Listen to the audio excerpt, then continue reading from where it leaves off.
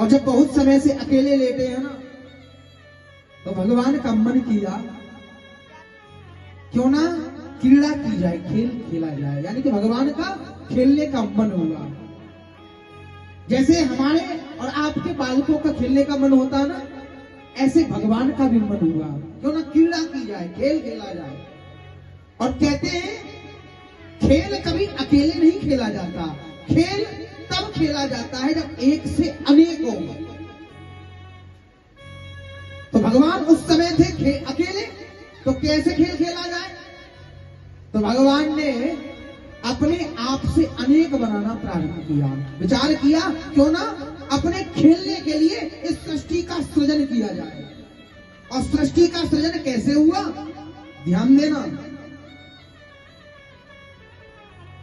भगवान नारायण की नावी से कमल, और कमल से ब्रह्मा की उत्पत्ति हुई। भगवान नारायण की नाभि से कमल, कमल से ब्रह्मा की उत्पत्ति, और यहां ब्रह्मा जी की उत्पत्ति तो हो गई, लेकिन ब्रह्मा जी को न तो अपना नाम पता है, न काम पता है। जैसे एक बालक का जन्म होता है ना, क्या वो जानता है कि मेरे माँ बाप कौन है? क्या वो जानता है मैं यहां क्यों आया हूं? क्या वो जानता है कि मेरा नाम क्या है? ऐसे ही जब ब्रह्मा जी का उस कमल से प्राकट्य हुआ, उत्पत्ति हुई, ब्रह्मा जी को नहीं पता कि मेरा नाम, मेरा काम क्या है। और कहते हैं उस कमल की नीचे की जो डंडी है ना, ऊपर से नीचे और नीचे से ऊपर घूम रहे हैं, कुछ नहीं दिख रहा। और जब कुछ नहीं दिखा तो रोने लग गए, जैसे बालक रोता है ना, ऐसे ही। कौन? जो विधाता है, जिन्हें ब्रह्मा को वेदों का ज्ञाता कहा जाता है, वही ब्रह्मा। नाम नहीं जानते, काम नहीं जानते, रो रहे हैं। तो भगवान ने कृपा कर दी, आकाशवाणी से दो अक्षर निकले, एक शब्द निकला जिसका नाम है तप। मतलब अगर जीवन का उद्देश्य जानना है तो हमें पहले तपस्या करनी पड़ेगी, तप करना पड़ेगा। क्योंकि बिना परिश्रम के, बिना साधना के, बिना तप के हमारे जीवन का उद्देश्य हमें नहीं मिलता। हमें हमारे जीवन की उद्देश्य की प्राप्ति नहीं होती। अगर लक्ष्य चाहिए तो तपस्या करनी ही पड़ेगी। तो तप शब्द निकला, मतलब ब्रह्मा जी समझ गए तपस्या करनी पड़ेगी। तो ब्रह्मा जी ने तपस्या की, और जब ब्रह्मा जी ने तपस्या की, भगवान प्रसन्न हुए। और जब भगवान प्रसन्न हुए तो बताया कि तुम कोई और नहीं, ब्रह्मा हो, विधाता हो। तुम्हारा काम है सृष्टि का सृजन करना, इसलिए जाइए मेरी आज्ञा से इस संसार को रचिए। सृष्टि कहां से बनी? ध्यान देना, कहां से सृष्टि बनती है, ये हर व्यक्ति का प्रश्न होता है। कहते हैं ब्रह्मा जी को तो बता दिया, अब भगवान सोच रहे हैं कि प्रारंभ तो आ गया, अब अंत भी तो होना चाहिए। क्योंकि जिस चीज का प्रारंभ है उसका अंत भी निश्चित है।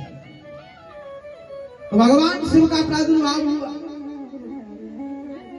जब भगवान शिव का प्रादुर्भाव हुआ तो शिव जी को भी नहीं पता, शिव जी भी रोने लगे। तो फिर जाकर के वही शब्द निकले, तप करो।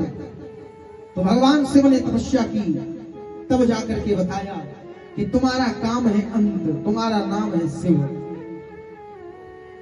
कहते हैं ब्रह्मा, विष्णु, महेश, ये तीन हैं। ब्रह्मा सृष्टि को रचने वाले, विष्णु इस सृष्टि का पालन करने वाले, और महेश इस सृष्टि का अंत करने वाले।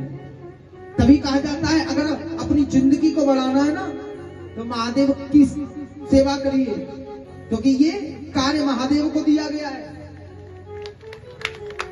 तो कहते हैं यहां ब्रह्मा, विष्णु, महेश, ब्रह्मा जी को मिल गया आदेश, सृष्टि को रचिए। तो ब्रह्मा जी ने विचार किया, और विचार करके अपने ही शरीर से सनक, सनंदन, सनातन, सनत कुमार 4 संतों का प्रादुर्भाव किया। और जैसे ही 4 संतों का प्रादुर्भाव किया, और प्रादुर्भाव कह करके कहा जाओ सृष्टि का सृजन करो। तो चारों संतों ने मना कर दिया, सनकादिक ऋषियों ने। क्यों? क्योंकि सनकादिक ऋषि कहते हैं महाराज हमारा मन इस संसार में नहीं है, हमारा मन इस संसार में नहीं लगने वाला, क्योंकि हमारा मन तो पहले ही भगवान के चरणों में लगा है, इसलिए हम तुम्हारी सृष्टि नहीं रख सकते। जब ऐसा कहा कि हम तुम्हारी सृष्टि नहीं रख सकते तो ब्रह्मा जी को गुस्सा आ गया, क्रोध आ गया। ब्रह्मा जी बोले कि पिता की आज्ञा का उल्लंघन करते हो, जाओ मैं तुम्हें श्राप देता हूं, तुम 5-5 वर्ष के ही रहोगे। मुस्कुरा करके हंसने लगे। सनका